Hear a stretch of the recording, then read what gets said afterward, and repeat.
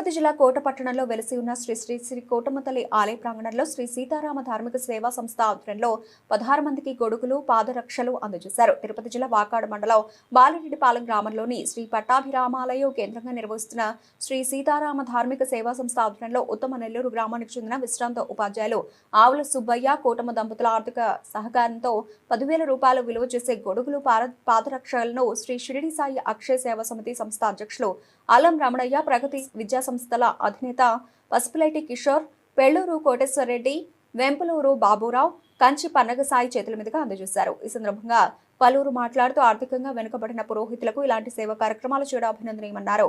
ఈ కార్యక్రమంలో సంస్థ ప్రతినిధులు దేవి అనంతబాబు, హేమంత్ శర్మ, నరేష్ శర్మ, నాగరాజు, శివశంకర్, నందకుమార్ శర్మ తదితరులు పాల్గొన్నారు.